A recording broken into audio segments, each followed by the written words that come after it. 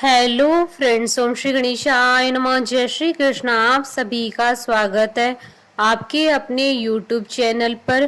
Friends, आज हम आपको इस वीडियो में बताने जा रहे हैं वैशाख मास महात्म्य के 19वें अध्याय के बारे में और स्कंद पुराण के अनुसार वैशाख मास महात्म्य के 12वें अध्याय के बारे में।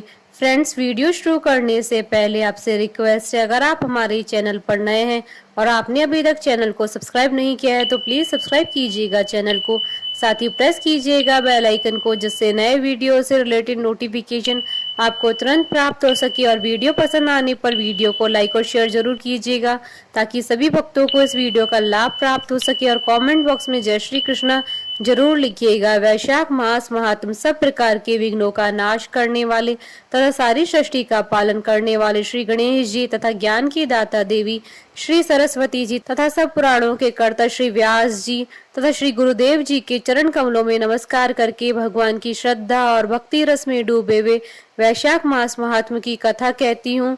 अध्याय आरंभ। वैशाख मास की द्वादशी का महत्व। एक कुतिया का उद्धार। शुद्ध देव जी कहते हैं, जो मनुष्य अक्षय तृतीया को सूर्योदय काल में प्रातः स्नान करते हैं और भगवान विष्णु की पूजा करके कथा सुनते हैं, वे मोक्ष के भागी होते हैं।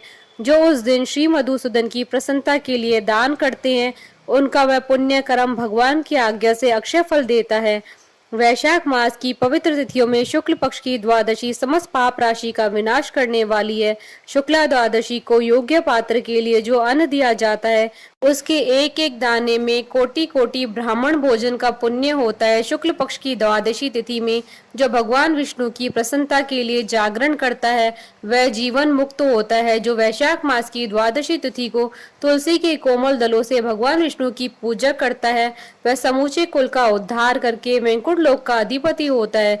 जो मनुष्य त्रयोदशी तिथि को दूध, दही, शक्कर, घी और शुद्ध मधु इन 5 द्रव्यों से भगवान विष्णु की प्रसन्नता के लिए उनकी पूजा करता है तथा जो पंचामृत से भक्ति पूर्वक श्री हरि को स्नान कराता है, वह संपूर्ण कुल का उद्धार करके भगवान विष्णु के लोक में प्रतिष्ठित होता है। जो सायंकाल में भगवान विष्णु की प्रसन्नता के लिए शरबत देता है, वह अपने पुराने पाप को शीघ्र ही त्याग देता है। वैशाख शुक्ला द्वादशी में मनुष्य जो कुछ पुण्य करता है, वह अक्षय फल देने वाला होता है। प्राचीन काल में कश्मीर देश में देवव्रत नामक एक ब्राह्मण थे। उनके सुंदर रूप वाली एक कन्या थी जो मालिनी नाम से प्रसिद्ध थी। ब्राह्मण ने उस कन्या का विवाह सत्यशील नामक बुद्धिमान द्विज के साथ कर दिया। मालिनी कुमार्ग पर चलने वाली पुंचशली होकर स्वच्छंदता पूर्वक इधर उधर रहने लगी।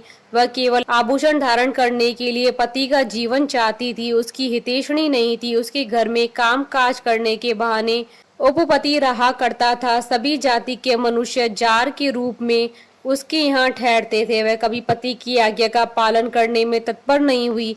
इसी दोष से उसके सब अंगों में कीड़े पड़ गए, जो काल, अनंतक और यम की भांति उसकी हड्डियों को भी छेद डालते थे। उन कीड़ों से उसकी नाक, जिह्वा और कानों का उच्छेद हो गया। स्तन तथा उंगलियां गल गई। उसमें पंकुता भी आ गई। इन सब कलेशों से मृत्यु को प्राप्त होकर वह नरक की यातनाएं भोगने लगी। 1,50,000 वर्षों तक वह तांबे के भांड में रखकर जलाई गई। 100 बार उसे कुत्ते की योनि में जन्म लेना पड़ा। तत्पश्चात 100 वीर देश में पद्म बंधु नामक ब्राह्मण के घर में वह अनेक दुखों से गिरी हुई कुतिया हुई। उस समय भी उसके कान, नाक, पूंछ और पैर कटे हुए थे। उसके सिर में कीड़े पड़ गए और योनि में भी कीड़े पड़े रहते थे। राजन, इस प्रकार 30 वर्ष बीत गए। एक दिन वैशाख मास की शुक्ल पक्ष की द्वादशी तिथि को पद्म बंधु का पुत्र नदी में स्नान करके पवित्र हो भीगे हुए वस्त्र से घर आया। उसने तुलसी की वेदी के पास जाकर अपने पैर धोए। देव योग से वह कुतिया वेदी के नीचे सोई हुई थी। सूर्योदय से पहले का समय था। ब्राह्मण कुमार के चरणोदक से वह नहा गई और तत्काल उसके सारे पाप नष्ट हो गए। फिर तो उसी क्षण उसे अपने पूर्व जन्मों का स्मरण हो आया। पहले के कर्मों की याद आने से वह कुतिया तपस्वी के पास जाकर दीनता पूर्वक पुकारने लगी, हे मुने, आप मेरी रक्षा करें। उसने पद्म बंधु मुनि के पुत्र से अपने पूर्व जन्म के दुराचार पूर्ण वृतांत सुनाए और यह भी कहा, ब्राह्मण, जो कोई भी दूसरी युवती पति के ऊपर वशीकरण का प्रयोग करती है, वह दुराचारणी मेरी तरह तांबे के पात्र में पकाई जाती है। पति स्वामी है, पति गुरु है और पति उत्तम देवता है। साध्वी स्त्री उस पति का अपराध करके कैसे सुख पा सकती है। पति का अपराध करने वाली स्त्री सैकड़ों बार त्रियोगनी अर्थात पशु पक्षियों की योनि में और अरबों बार कीड़े की योनि में जन्म लेती है। इसलिए स्त्रियों को सदैव अपने पति की आज्ञा का पालन करना चाहिए। ब्राह्मण, आज मैं आपकी दृष्टि के सम्मुख आई हूँ। यदि आप मेरा उद्धार नहीं करेंगे तो मुझे पुनः इसी यातनापूर्ण घृणित योनि का दर्शन करना पड़ेगा। अतः विप्रवर, मुझ पापचारिणी को वैशाख शुक्ल पक्ष में अपना पुण्य प्रदान करके उबार लीजिए।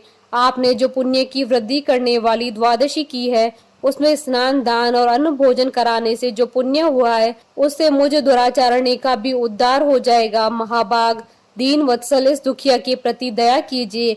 आपके स्वामी जगदीश्वर जनार्दन तीनों के रक्षक हैं। उनके भक्त भी उन्हीं के समान होते हैं। दीन वत्सल, मैं आपके दरवाजे पर रहने वाली कुतिया हूँ। मुझ दीनों के प्रति दया कीजिए, मेरा उद्धार कीजिए। अंत में मैं आप द्विजेंद्र को नमस्कार करती हूँ। उसका वचन सुनकर मुनि के पुत्र ने कहा, कुतिया, सब प्राणी अपने किए हुए कर्मों के ही सुख दुख स्वरूप का फल भोगते हैं। जैसे शाम को दिया हुआ शर्करा मिश्रित दूध केवल विष की वृद्धि करता है, उसी प्रकार पापी को दिया हुआ पुण्य उसके पाप में सहायक होता है। मुनि कुमार के ऐसा कहने पर कुतिया दुख में डूब गई और उसके पिता के पास जाकर आतर स्वर में क्रदन करती हुई बोली, पद्म बंधु बाबा, मैं तुम्हारे दरवाजे की कुतिया हूँ। मैंने सदा तुम्हारी जूठन खाई है।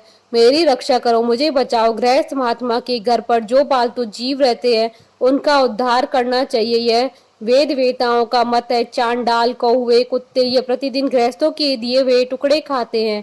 अतः उनकी दया के पात्र है। जो अपने ही पाले हुए रोग आदि से ग्रस्त एवं असमर्थ प्राणी का उद्धार नहीं करता, वह नरक में पड़ता है। यह विद्वानों का मत है। संसार की सृष्टि करने वाले भगवान विष्णु एक को कर्ता बनाकर स्वयं ही पत्नी, पुत्र आदि के व्याज से समस्त जंतुओं का पालन करते हैं। अतः अपने पोष्य वर्ग की रक्षा करनी चाहिए। यह भगवान की आज्ञा है। दयालु होने के कारण आप मेरा उद्धार कीजिए। दुख से आतुर हुई कुतिया की यह बात सुनकर घर में बैठा हुआ मुनि पुत्र तुरंत ही घर से बाहर निकला। इसी समय दया निधान पद्म बंधु ने कुतिया से पूछा, यह क्या वृतांत है? तब पुत्र ने सब समाचार कह सुनाया। उसे सुनकर पद्म बंधु बोले, बेटा, तुमने कुतिया से ऐसा वचन क्यों कहा? साधु पुरुषों के मुंह से ऐसी बात नहीं निकलती। वत्स, देखो तो सब लोग दूसरों का उपकार करने के लिए उद्यत रहते हैं। चंद्रमा, सूर्य, वायु, रात्रि, अग्नि, जल, चंदन, वृक्ष और साधु पुरुष सदा दूसरों की भलाई में लगे रहते हैं। दैत्यों को महाबली जानकर महर्षि दधीचि ने देवताओं का उपकार करने के लिए दयापूर्वक उन्हें अपनी शरीर की हड्डी दे दी थी। महाभाग, पूर्व काल में राजा शिब्बी ने कबूतर के प्राण बचाने के लिए भूखे बाज को अपने शरीर का मांस दे दिया था। पहले इस पृथ्वी पर जीमुतवाहन नामक राजा हो गए। उन्होंने एक सर्प का प्राण बचाने के लिए महात्मा गरुड़ को अपना जीवन समर्पित कर दिया था। इसलिए विद्वान ब्राह्मण को दयालु होना चाहिए। क्या इंद्रदेव शुद्ध स्थान में ही वर्षा करते हैं, अशुद्ध स्थान में जल नहीं बरसाते? क्या चंद्रमा चांडालों के घर में प्रकाश नहीं करते हैं? अतः बार बार प्रार्थना करने वाली इस कुतिया का मैं अपने पुण्यों से उद्धार करूंगा। इस प्रकार पुत्र की मान्यता का निराकरण करके परम बुद्धिमान पद्म बंधु ने संकल्प किया, कुतिया, ले, मैंने द्वादशी का महापुण्य तुझे दे दिया।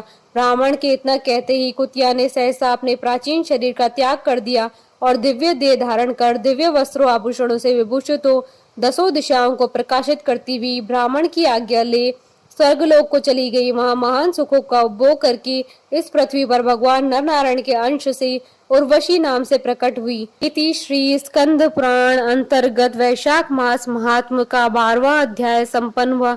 बोलिए भगवान विष्णु की जय, सनातन धर्म की जय। हमारे साथ इस वीडियो में अंत तक बने रहने के लिए आपका धन्यवाद। ओम श्री गणेशाय नमः। जय श्री कृष्ण।